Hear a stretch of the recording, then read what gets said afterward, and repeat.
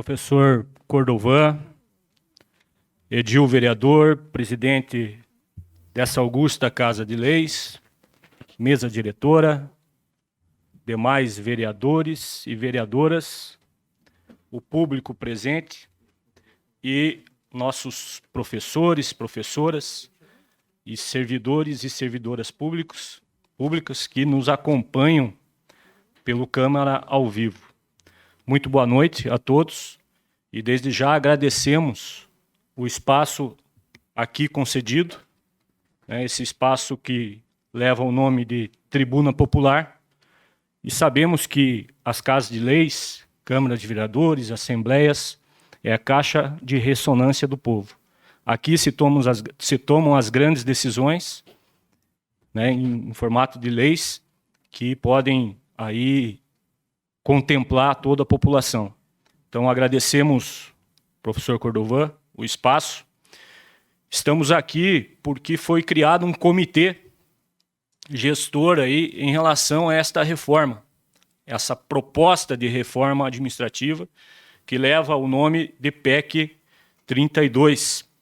Esse comitê é formado por várias entidades de classe, sendo a CISPUC, o Sindicato dos Servidores Públicos Municipais da União da Vitória e Região, aqui representado pelo amigo Joel de Oliveira, o seu presidente do sindicato, Sindicato do Magistério Municipal de União da Vitória, a qual eu tenho a honra de presidir, Sinte de Santa Catarina, a APP Sindicato do Paraná, aqui representado pela sua presidente, a professora Salete Tonon,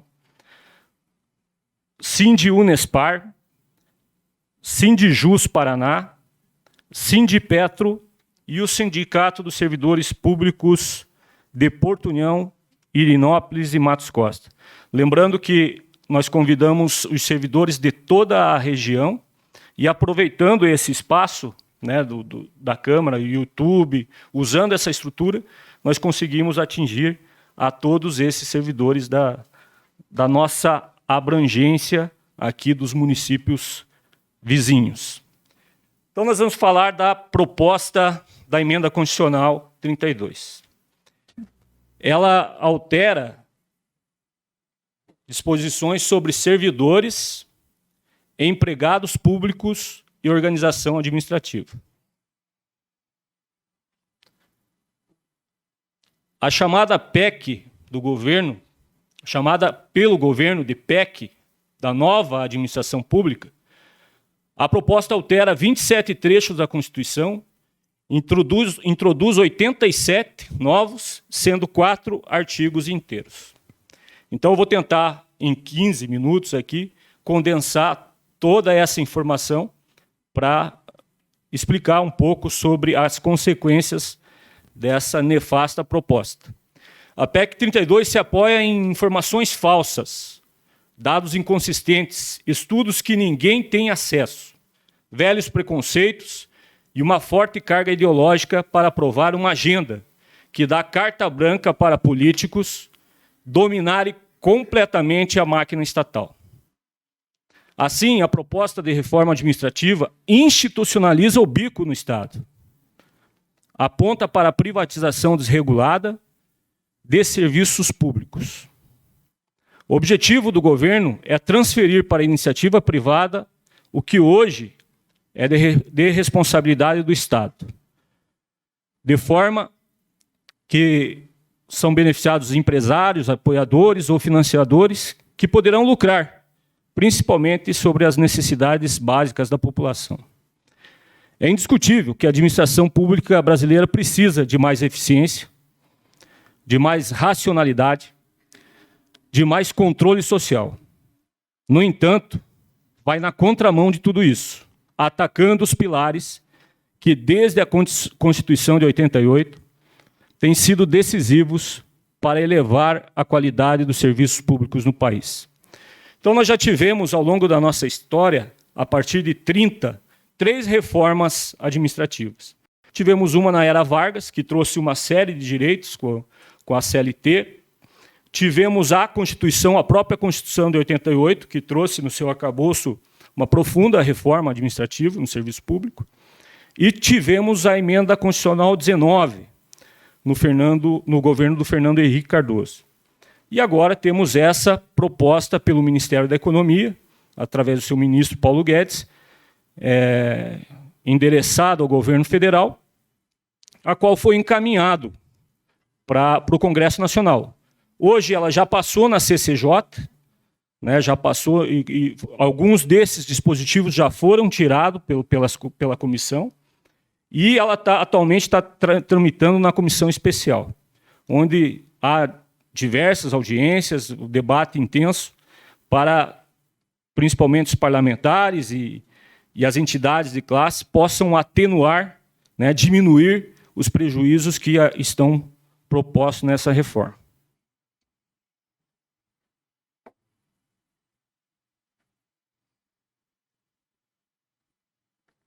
Então, qual que é o objetivo da nossa vinda aqui? É conscientizar a sociedade, em geral, e os servidores e servidoras, né, sobre a gravidade dessa proposta. As reais consequências que vão afetar aqueles que mais precisam dos serviços públicos.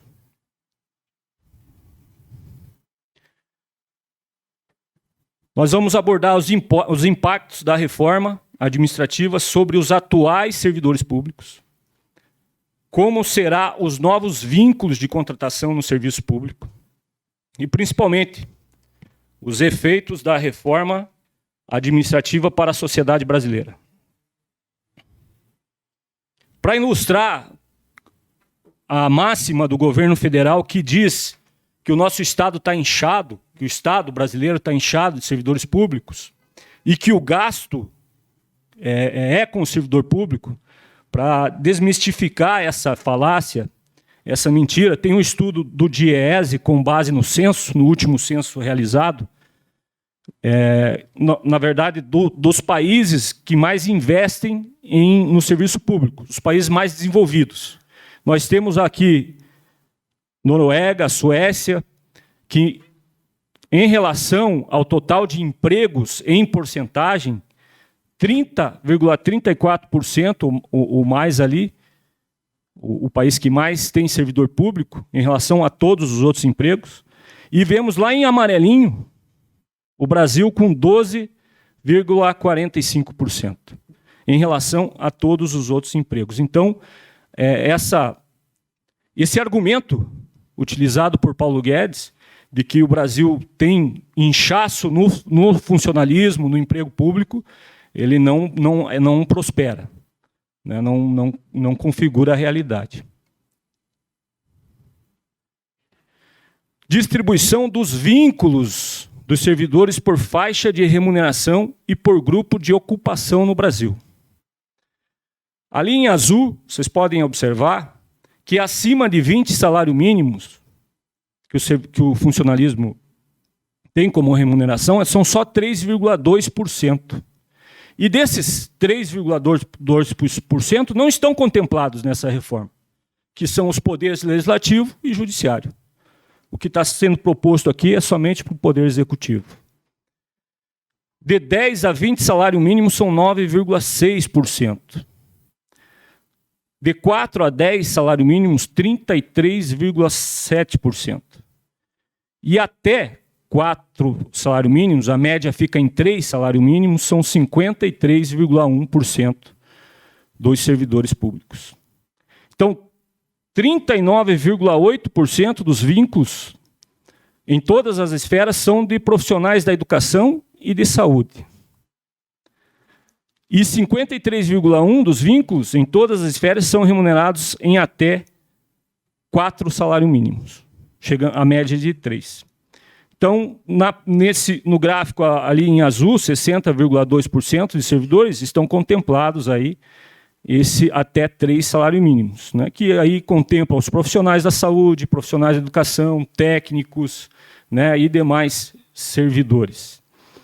Essa máxima que é para combater privilégios e super salários não é o que condiz com a proposta dessa emenda constitucional, porque os grandes salários estão de fora, né? Estão pegando aí somente o trabalhador da base, o servidor da base, que, principalmente nesses tempos em que vivemos, são os que mais trabalham, são que realmente carregam o problema nas costas. Servidores da saúde, da educação.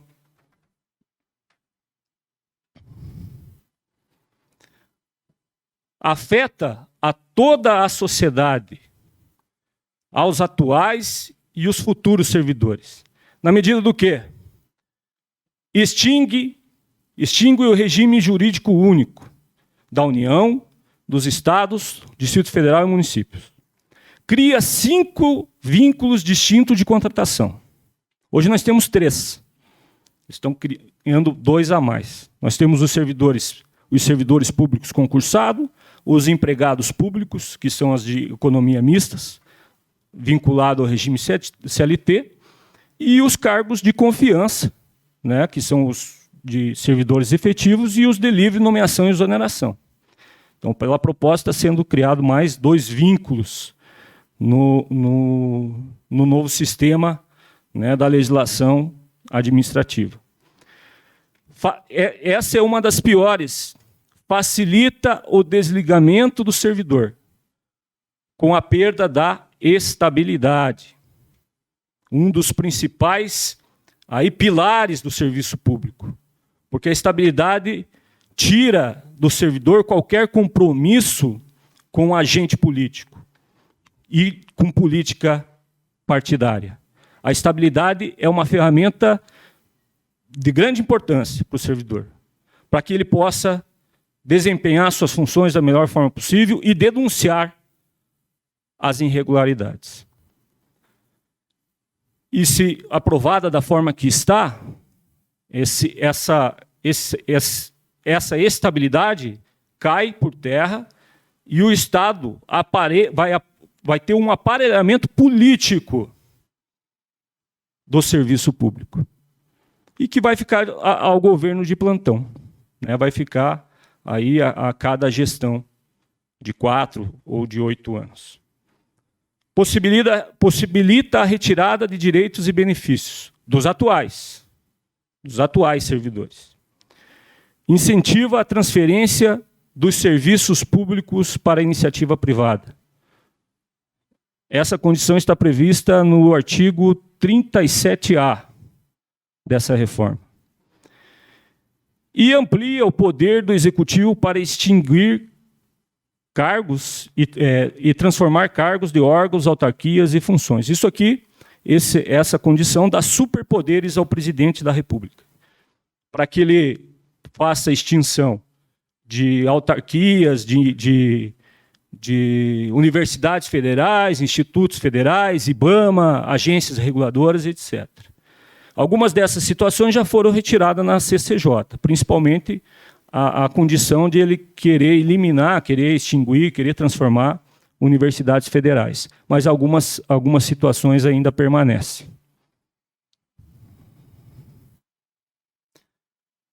Impactos da reforma administrativa sobre os atuais servidores públicos. Bem, já comentei em relação à estabilidade, porque hoje, para o servidor tornar-se estável, no artigo 41 da Constituição, ele tem que cumprir 3 anos de estágio probatório, onde ele é avaliado, onde o desempenho dele é avaliado, e se não for satisfatório, ao final dos 3 anos, ele não ingressa à estabilidade do serviço público, é exonerado. Então já tem esse dispositivo. E aí, na reforma, essa condição é flexibilizada, na medida que a avaliação de desempenho vai ser um fator preponderante para demitir o servidor. E ele poderá ser demitido por um órgão colegiado de primeira instância. Por qualquer órgão colegiado. E não vai ter outra alternativa em outras instâncias para que ele possa ser reintegrado ao serviço público caso aconteça alguma injustiça por qualquer motivo, de assédio moral, perseguição da chefia imediata ou até vínculo partidário. Mas não está previsto hoje, não vai afetar os servidores públicos. Essa previsão pode ser constituída no futuro por lei ordinária. É o que está previsto na PEC. Então, os municípios podem, por lei ordinária, que exige quórum mínimo do legislador para aprovar, né, criar condições de avaliação de desempenho que não vai ser discutido com os principais interessados, bem como essa proposta. Essa proposta não está sendo dialogada com a sociedade civil organizada. Ela vem se atropelando. Claro que as entidades não se calam. Buscam audiências públicas, buscam falar nas casas de leis para tentar conscientizar. Mas ela não está sendo dialogada com a sociedade. Então, pode afetar, sim, os servidores atuais, principalmente no que se refere à estabilidade. Vedações de direitos e garantias, já conquistados, cargos de liderança e assessoramento já existentes, que são os cargos de confiança, que eu mencionei, que ele tem que ser preenchido por servidor público efetivo, né? Passando do jeito que está na proposta, isso acaba e pode minar o serviço público com indicações políticas. E, principalmente aqui, um caso que tem sido discutido recorrentemente aqui nessa casa e na sociedade de União da Vitória, que é os regimes próprios de previdência social, uma vez que os futuros concursados poderão escolher pelo regime, no vínculo de experiência que está sendo proposto na reforma. Ele pode escolher se ele quer ficar no regime geral ou no regime próprio. Mas não ficando no regime geral, esse equilíbrio financeiro entre arrecadação e despesa vai ficar cada vez maior, vai se criar um abismo. Muito embora esse abismo aqui em União da Vitória já é evidente, né? Sobre as vedações de direitos e garantias. Muito bem. Depois de 88, que foi aberto as portas para os regimes jurídicos únicos, os servidores públicos, através de suas entidades, fizeram uma troca. Bem, eu não vou ter mais o fundo de garantia, eu não vou ter mais aqueles direitos previstos lá na CLT, mas eu vou ter o quê? Aí nós tivemos licença-prêmio, né, anuênio, quinquênio, triênio, alguns direitos que equilibraram aquela reforma e que hoje estão querendo tirar através dessa proposta e ficamos sem nada, sem fundo de garantia, sem esses direitos já consolidados, né, e isso também pode ser retirado por lei complementar. Então, são férias superior a 30 dias. União da Vitória já não tem mais férias. E o único que tinha era o professor e a professora. No executivo, nós sabemos que os magistrados têm 60 dias. Mas o único que tinha era o professor. Mas pela demanda. Até 1980, a atividade magistério era considerada atividade penosa. Depois saiu da legislação esse termo penoso e foi acrescentado aí a diminuição de 5 anos para o professor se aposentar, tanto no tempo de contribuição como na idade. Mas ainda, até nos dias de hoje, a atividade é penosa. E por isso o professor tem mais de 30 dias de férias. Aqui em União da Vitória já foi alterado. Já é 30 dias de férias e 30 dias de recesso. O descanso do professor, ele continua valendo, né? Mas ele não tem mais, nunca teve, só se acionando a justiça, a remuneração de 1/3 sobre os 60 dias, ou 45 dias, como ainda tem municípios nossos aqui vizinhos que têm, em consonância com a Lei de Diretrizes e Bases da Educação, LDB, que coloca 45 dias. Alguns municípios já estão mudando a lei, por quê? Porque o professor, buscando o seu direito, vai recorrer à justiça para ganhar 1/3 de férias sobre os 45 dias, ou 60, conforme o regime jurídico que ele esteja, que ele faça parte. Então, para a maioria dos servidores do Executivo, na sua totalidade, isso não existe mais de 30 dias de férias. É só para o poder judiciário. Adicionais por tempo de serviço. Aqui perdemos o anuênio. Aqui, União da Vitória é anuênio. Tem municípios que é triênio, outros quinquênio. Efeitos retroativos de reajustes. é bem relativo isso, né? Se a data base é lá em janeiro, o prefeito concede, o Poder Executivo concede o reajuste em maio, sempre buscamos essa retroatividade. Hoje, quase que caiu em desuso. Veja, haja vista que este município, União da Vitória, teria que repor 8,64% da inflação, não é ganho, não é aumento de salário, é reposição da inflação. E repôs apenas 4,52%. O de 2020 ficou para trás. E isso não só aqui, em vários outros municípios acontece. E hoje a reforma administrativa penosa em cima do servidor já acontece com a Lei Complementar 173, até 31 de dezembro de 2021, que limita, lá no seu artigo 8º, muito desses direitos que estão sendo tirados aqui, mas que na prática já não estão acontecendo. Temos que nos socorrer sempre do Poder Judiciário para ter. Licenças decorrentes de tempo de serviço, ressalvada a licença para fins de capacitação. Isso aqui no Estado do Paraná, está aqui a professora Salete, já pode nos confirmar. Já saiu. Sem a reforma, sem essa reforma administrativa. Já converteram para licença de capacitação. Muito mais restritivo. Mas essa licença prêmio é um dos direitos trocados pelo Fundo de Garantia. E que grande maioria dos nossos professores pega essa licença premium para tratamento de saúde. Vou dar uma acelerada aqui, presidente. Redução da jornada sem a devida... redução da jornada sem redução de remuneração. Nós já vimos acontecer aqui em alguns municípios. Reduz a jornada, mas o salário permanece o mesmo.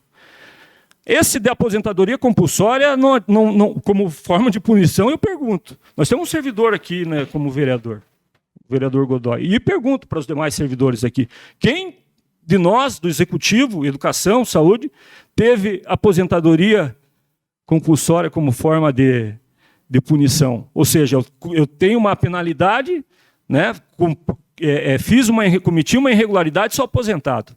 Isso é só no Poder Judiciário. Isso nós concordamos na reforma. Isso nós concordamos. Mas nós nunca tivemos. E não tem. Está aqui só para bonito. Adicional indenização por substituição, ressalvada a efetiva substituição. Evolução na carreira baseada exclusivamente no tempo de serviço, que também já tem uma relação com quinquênio e anuênio. Parcela indenizatória sem previsão e requisitos de valores em lei. Isso já acontece. Já vem acontecendo, e incorporação total e parcial na remuneração dos cargos ocupados ou cargo efetivo ou emprego permanente. Isso também já acontece. Nós já tiraram a contribuição da dobra de período dos nossos professores, da substituição aqui, eles não levam mais isso como média para aposentadoria, e também das gratificações por função. Isso já não precisa de reforma, já foi retirado por lei municipal. Aqui em União da Vitória, né? Que é regime... Que a grande maioria dos nossos municípios aqui, eles são estatutários, regime jurídico único, mas vinculados ao regime geral de previdência, ao INSS. Né? 2 dos nossos municípios que são CLTistas, que é Paulo Frontin e Paula Freitas. Aqui um vídeo para ilustrar um pouco. Dizem que a reforma administrativa não vai afetar os servidores atuais e aposentados. Isso não é verdade. Um ofício enviado ao presidente da Câmara comprova que facilita a perda do cargo público, acaba com o regime jurídico único, retira recursos da previdência dos servidores e muito mais. A PEC 32 piora o serviço público. Saiba a verdade sobre a reforma administrativa. FONACAT. FONACAT é o Fórum Nacional de Empregados de Servidores Públicos com cargo de governo, que ainda não tem definição. E tem previsão nessa proposta constitucional. Há 24 anos eles querem definir o que é cargo típico de Estado. E ainda não tem. Mas a proposta traz no seu bojo cargos típicos de Estado, que ainda nós não sabemos como que vai acontecer, porque também será por lei complementar. Dizem que a reforma... Os novos vínculos de contratação de serviço público propostos. Então, novo regime jurídico de pessoal. Aí, Vínculo de experiência como etapa de concurso público. O que isso quer dizer? Que após aprovado no concurso público, ele entra no serviço, né, toma posse e tem que ficar 1 ano de experiência. Aquela classificação que ele teve no concurso não vale de nada. Só vai valer a classificação final lá no final de 1 ano. Então, se passou 200 pessoas para o concurso público aqui, vamos, numa hipótese aqui, professores, eles vão chamar 300. E nós sabemos ainda quais são os critérios de avaliação desse 1 ano. Quem vai avaliar e como vai ser? Quem será a comissão? Será dos próprios servidores efetivos? Será dos agentes transitórios? Será de cargo comissionado? Será contaminado ou minado por alguma situação político-partidária? Nos preocupa. Então, e desestimula a capacidade técnica de um concurso, de estudar para aquele concurso. Sendo que a minha classificação inicial não vai valer. Só vai valer no final de 1 ano. Isso para o serviço público em geral. O serviço público típico de Estado, que ainda não sabemos se é a Polícia Federal, se é os auditores fiscais, se é os procuradores da República, não sabemos qual que é o cargo típico de Estado, é 2 anos. E somente estes poderão se tornar estáveis. Os demais não. Os demais não terão mais estabilidade. Essa estabilidade será flexibilidade. Bem, quando coloca vínculo de experiência, você já desvincula da estabilidade. Hoje nós temos o estágio probatório de 3 anos, né, que, se não atingir a suficiência necessária, também é exonerado. Vínculo por prazo determinado. Esse é o que nós já temos aí, o PSS, né, e alguma demanda aí, principalmente agora em relação à pandemia, que se contrata aí servidor para atender uma emergência. Cargo com vínculo por prazo indeterminado é aquele que eu já citei, né, que tem a flexibilização da estabilidade, com a experiência de 1 ano, e o cargo típico de Estado. E, por último, que eu falei dos 5, é o cargo de liderança e assessoramento, que esse pode ser feito pelo chefe do executivo, né? Que aí entra aqui, sai o cargo de comissão, de livre nomeação e exoneração, e de confiança, que tem que ser preenchido por servidor público efetivo, e entra, aí pode ser preenchido por qualquer pessoa, por qualquer cidadão. Né? Isso também desestimula o servidor a ter a sua capacidade técnica e a continuidade do serviço público de qualidade, em que pese entregar isso para a sociedade. Aqui mais um vídeo. Eu solicito só, senhor Márcio, não sei se tem preferência pelo vídeo, só para fazer as considerações finais. Sei da importância do tema, né? Tanto é que já extrapolamos. Tem mais 3 minutos, né? Não? Na verdade, lá, eu estou seguindo aquele lado. Passou 12 minutos. Já passou 12? Então tá, vou fazer aqui. Dizem que a reforma administrativa vai melhorar o serviço público. Isso não é verdade. A nota técnica. Então aqui, quando eu falo só para concluir, senhor presidente, o artigo 7º da nossa Constituição, no inciso 6, ele coloca que o salário mínimo fixado em lei, nacionalmente unificado, capaz de atender às suas necessidades vitais básicas e da sua família, com moradia, alimentação, educação, saúde, lazer, vestuário, higiene, transporte e previdência social, com reajustes periódicos que lhe preserve o poder aquisitivo, sendo vedada a sua vinculação para qualquer fim. Então, eu pergunto a todos aqui, os nobres vereadores, colegas, aqueles que nos acompanham em casa, o salário mínimo satisfaz todas essas demandas previstas na Constituição brasileira? R$ 1.100, com o preço da gasolina, com o preço do gás, da alimentação. Então, a sociedade depende de quem? Do Estado. E o artigo 32A dá a possibilidade de cooperação entre entidades privadas e o setor público. Ou seja, esse artigo é um dos mais nocivos, porque dá a possibilidade de entregar à iniciativa privada aquilo que é de responsabilidade do Estado. E quem vai pagar por isso? Quem vai pagar por um serviço público de necessidade premente e emergencial? Aqueles que mais precisam. Nós vimos agora, anterior, iniciativa privada que Transporte União da Vitória. Visa lucro. Não estava tendo lucro, o que fez? Veio aqui no Executivo pedir subsídio.